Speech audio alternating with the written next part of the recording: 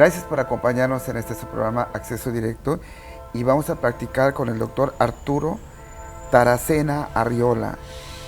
Él es guatemalteco y francés, graduado de licenciado en Historia en la Universidad de San Carlos en Guatemala e hizo el doctorado en Historia en la Escuela de Altos Estudios de Ciencias Sociales en París, Francia.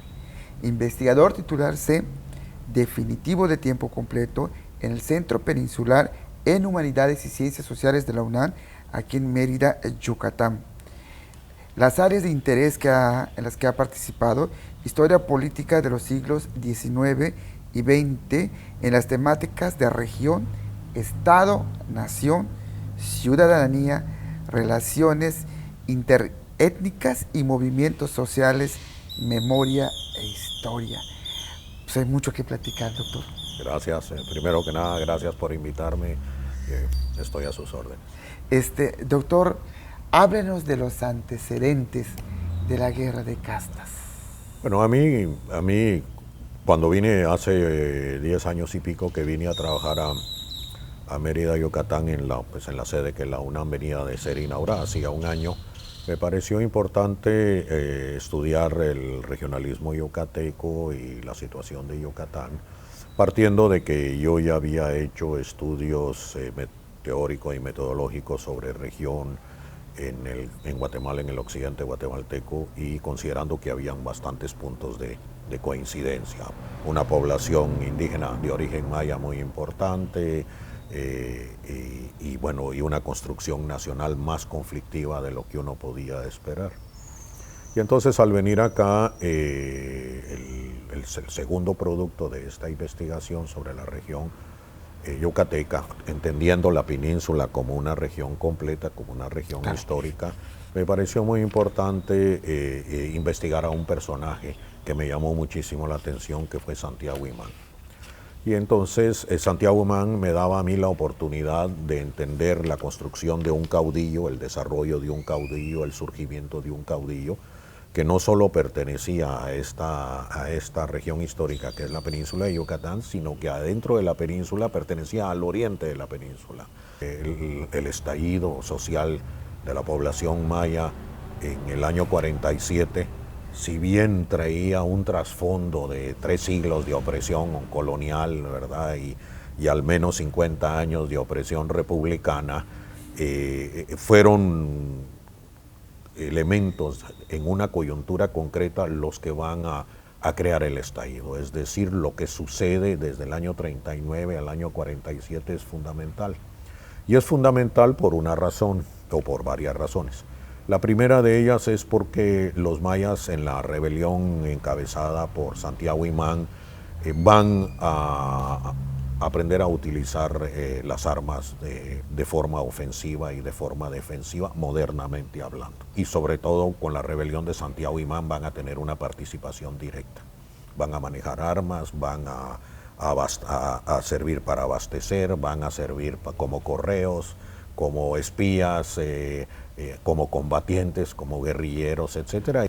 Y entonces estos indígenas también van a estar acuerpando a diferentes caudillos, no solo a Imán, sino a otros, a Cereto y a otros caudillos famosos de ese periodo.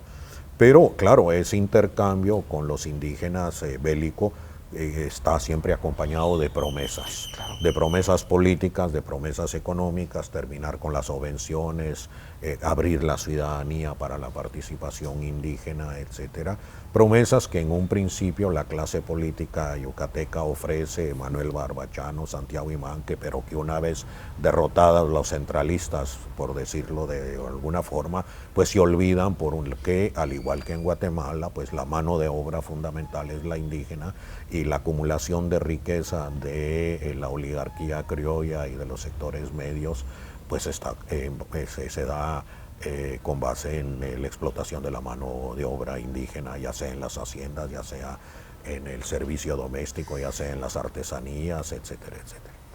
Entonces todo eso va creando un descontento muy grande, ¿verdad?, que va a producir ese estallido del 47. Gente que ha participado en la guerra del 39 y en la guerra del 42-43, es decir, son indígenas que ya han tienen un manejo de las armas, un sentido de la lucha militar y que están molestísimos por la falta de cumplimientos, pero además por un elemento mayor, y es que una vez triunfado, la clase dirigente yucateca decide compensar a muchos militares no indígenas, mestizos, etcétera, y también a ciertos sectores de la clase dominante, empujando la frontera agrícola que hasta entonces se tenía hacia lo que era lo que se conocía como la montaña, es decir, al oriente de la península, que no estaba bajo control de las autoridades yucatecas, ni en tiempo colonial ni en tiempo republicano. Entonces van avanzando sobre el bosque, y esto causa un malestar muy grande en ese sector de la población maya que vive en la montaña, que es cimarrón, que es contrabandista, etcétera, pero que ha sido fundamental en el apoyo que a Imán para vencer a las tropas centralistas, ¿verdad?, y mexicanas en ese sentido, y que ven cómo la montaña se va reduciendo por la ambición de ir conquistando nuevas tierras. Y claro, eso es otro elemento fundamental del descontento. Entonces a mí me pareció que era importante mostrar no solo en la larga duración el descontento, sino entender el descontento inmediato de la gente que se rebeló. Nos vamos a un corte comercial y regresamos porque ¿sí? La clase está buenísima. Regresamos.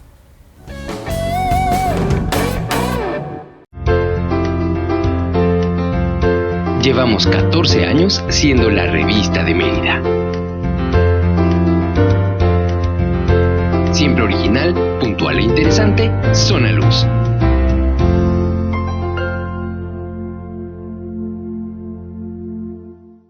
Mucho ganas con tu pago, mucho ganas al pagar, muchos premios y regalos cuando pagas tu predial. Aprovecha los descuentos que re buenos van a estar.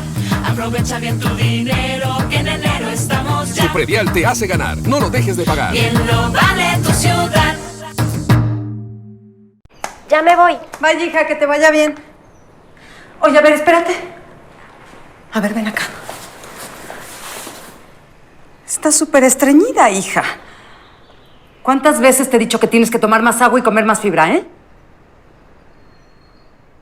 No vivas engañado. Busca la verdad. Gracias por acompañarnos en este programa Acceso Directo, y créanme que está muy buena la entrevista, sobre todo cuáles fueron los orígenes de esta guerra de castas, que a muchos les gustaría que se olvide y por qué se dio esta guerra. Y para esto estamos platicando guatemalteco y francés con el doctor Arturo Taracena Arriola, graduado de licenciado en Historia en la Universidad de San Carlos, Guatemala, e hizo el doctorado en Historia en la Escuela de Altos Estudios de Ciencias Sociales en París. Actualmente es titular C definitivo de tiempo completo en el Centro Peninsular de Humanidades y Ciencias Sociales de la UNAM, aquí en Mérida, Yucatán. Doctor, mucho se habla ahora sí, de los criollos, de los indígenas, del enfrentamiento, sobre todo de la marginación que se tiene ahora sí, ¿no?, a los herederos de los pueblos descendientes, de originarios de acá. Háblenos más, doctor. Mire, normalmente aquí en Yucatán se divide étnicamente hablando, en las relaciones interétnicas hay la idea de que existen solo dos grupos, ¿verdad? El maya y el blanco, pudiéramos decir, como acá Perfecto. se le llama, con una pequeña variante ligada al intermedia, que es las mestizas, porque no dicen los mestizos, sino la palabra mestiza solo se usa para las mujeres mayas que viven en la ciudad fundamentalmente y que están ligadas al servicio, ¿no? Pero bueno, la realidad en el siglo XIX étnica de Yucatán era mucho más compleja. Yucatán había una población maya mayoritaria, sobre todo ligada a ese territorio dominado por las autoridades primero coloniales y después las autoridades republicanas yucatecas. Pero como le decía, había otro sector de la población maya, que era un maya que vivía en la montaña, que era cimarrón, que no estaba sujeto a los pueblos, ni mucho menos, ni a la hacienda, sino, ¿verdad?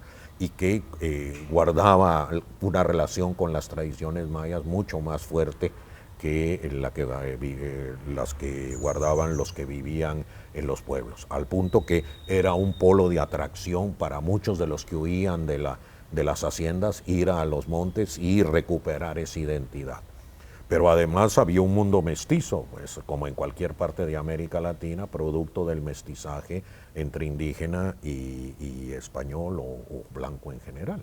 Pero había también un mundo mulato, es decir, había negros y había mulatos que se han integrado al mundo mestizo yucateco, ¿no?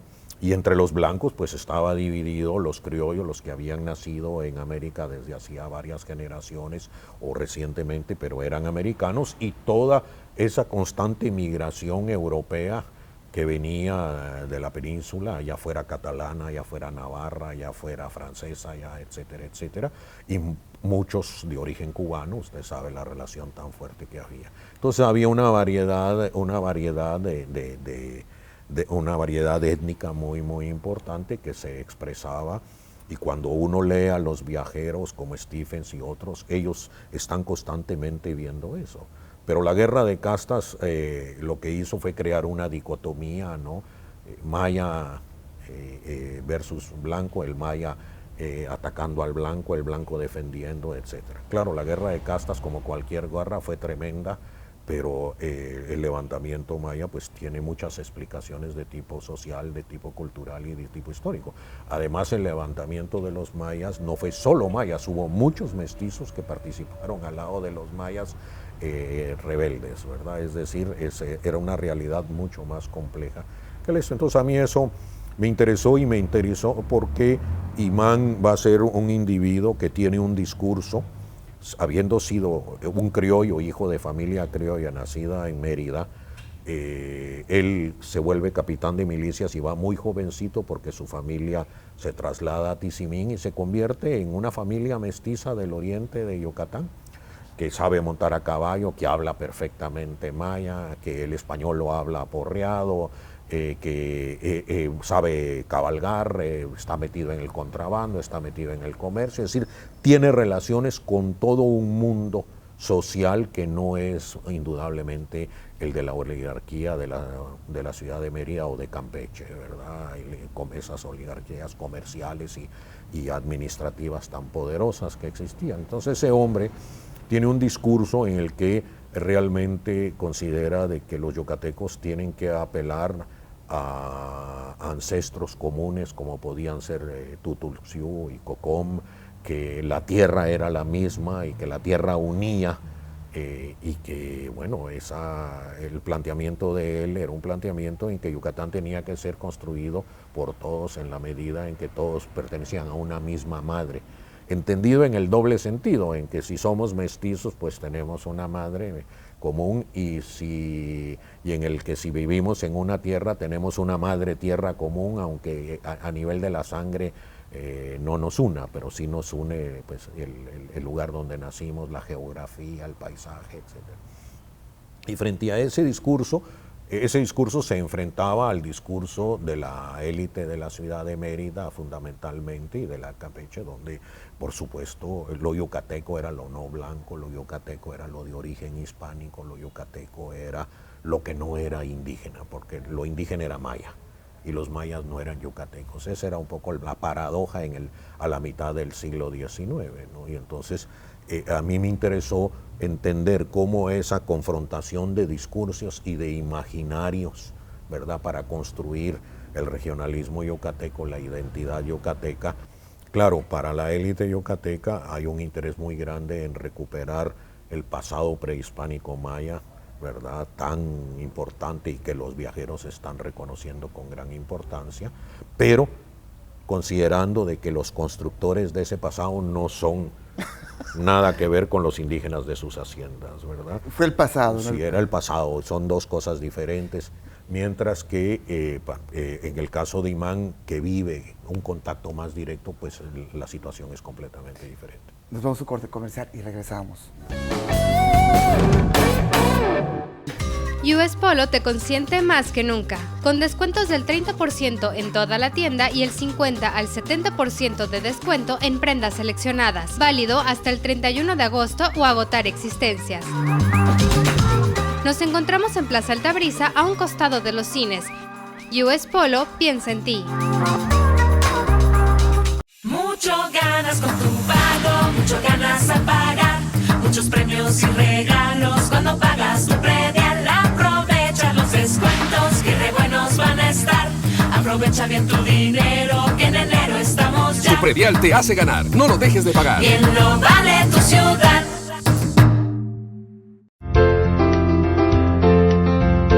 Llevamos 14 años siendo la revista de Mérida. Siempre original, puntual e interesante, Zona Luz.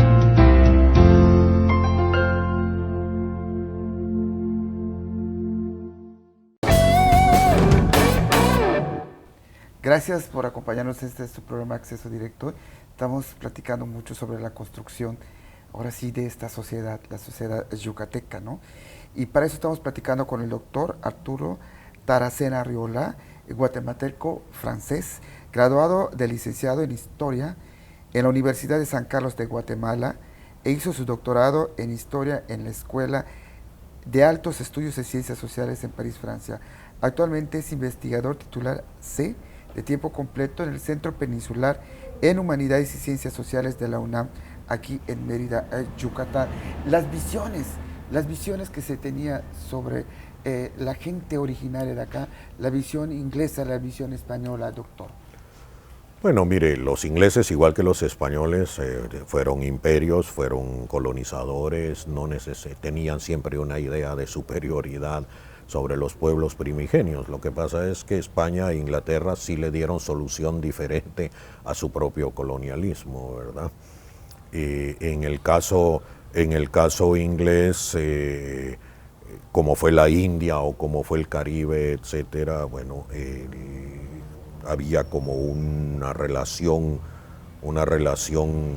estaban conscientes de la importancia que tenía esa población subordinada, ya fuera india, ya fuera africana, ya fuera asiática, etcétera, subordinada, pero fundamentalmente importante en el desarrollo de la economía y en el desarrollo del imperio inglés, tomando en cuenta que los territorios en los que estaban eran aportadores de mano de obra. Igual es para España, pero Inglaterra tiene un sentido comercial y un sentido industrial que hace menos extractiva, pudiéramos decir, su visión, ¿verdad? Que en el caso español, donde lo importante es sacar la plata, el oro constantemente para estar manteniendo las finanzas, y donde a veces hay poca atención a lo que se está dando y lo que procura una rebelión muy grande de los criollos, fundamentalmente a principios del siglo XIX, que son los que van a mover la independencia con alianzas con los sectores medios, con los indígenas, etcétera, como es el caso de México, el caso con los negros, el caso de Venezuela, etcétera. Pero mientras que Inglaterra va a mantener su imperio, como es la India, hasta mediados del siglo XX, ¿verdad? Y no tiene las rupturas violentas que tuvo las independencias en España. Yo creo que eso es un factor. El otro factor en esos imaginarios es, bueno, siempre hay la leyenda negra en torno a España, de que España quiso acabar con los indígenas. Por supuesto que esa política de extracción en el siglo XVI mató a miles de indígenas, pero además no solo los mató por el trabajo y el sudor, sino por las enfermedades, el agobio psicológico, la separación. Sin embargo, los españoles pronto entendieron que el elemento fundamental de acumulación de capital, si no era fuera del norte de México, donde había plata, o el oro que podía haber en el Potosí, la plata en el Potosí, era la mano de obra indígena, y que había que mantener esa mano de obra para que esta mano de obra fuera la que produjera la riqueza y la acumulación de dinero por medio de las siembras, por medio de la hacienda, por medio, bueno, de todo del comercio, etcétera, etcétera. Entonces, la actitud era mantener una subordinación que los ingleses también mantuvieron. Ahora se habla de estudios de subalternidad, bueno, porque precisamente la subalternidad exige que sea vista no como algo inferior, sino como actores que jugaron un papel muy importante en la construcción de las historias de los estados-naciones modernos, como es el nuestro en México o otros estados-naciones. ¿Cuándo la sociedad sigue a Santiago Imán? ¿Y por qué lo sigue? ¿Cuál fue el discurso que al final de Bueno, cuentas? Imán empieza a favorecer un cierto, en primer lugar, es el primer elemento que él maneja, es el rechazo de que yucatecos vayan a pelear al norte de México en la guerra de Texas, ¿verdad? Que está exigiendo Santana que salgan milicianos mestizos mayas que vayan a incorporarse a los ejércitos que quieren pelear por la recuperación de Texas 35, 36, 37. Imán se rebela con algunos otros oficiales porque considera de que los yucatecos están yendo a pelear a hábitats y a situaciones geográficas y sociales totalmente diferentes y que lo que están es muriéndose como moscas, ¿no? Y entonces hay una primera rebelión, fracasa, lo encarcelan, pero bueno, eso va creando uno. El segundo elemento es pelear contra el centralismo que Santana viene manejando, ¿verdad? Y que hace que Yucatán no tenga esa posibilidad y esa flexibilidad de exigir su acomodamiento dentro de la Federación Mexicana, que desde el año 2021 planteó, ¿verdad? Y un poquito antes de que quería ser parte, pero guardando las ciertas autonomías y ciertas ventajas para la región, una región que se había mantenido bastante al margen del centro de México por la geografía, por su relación con Cuba, etcétera. Pero también va apareciendo toda una idea de que por qué los yucatecos no podemos en sí convertirnos como otras regiones de América Latina en un país propio, ¿verdad? Y es un poco el imaginario que algunos personajes yucatecos manejaron, el caso más radical de todos, el de Justo Sierra O'Reilly, ¿no? Entonces siempre hay esa ambivalencia de ir manejando el rechazo a una imposición desde el centro y la necesidad de encontrar un acomodo en la Federación Mexicana. Y eso es lo que hace a Imán una persona susceptible de ser seguida, además de que en el arte de la guerra demuestra tener capacidades, él y su grupo de suboficiales, ¿verdad?, que van a ser definitivos como le dije al principio, en el triunfo de las armas yucatecas contra los centralistas, ¿verdad? ¿Quiénes ayudan externamente, Imán? Bueno, Imán se refugia en la montaña, es decir, al oriente de Tizimín, ahí forma un ejército, asalta Valladolid, se le une la población de Valladolid. Cuando la asalta tiene el apoyo de población negra de Santa Elena, tiene la población de los huites, es decir, de los mayas cimarrones, de mayas que viven en las haciendas, de mestizos que pelean en las milicias, tiene el apoyo de ciertos criollos locales, etcétera, etcétera. Y claro, él va agrandiendo.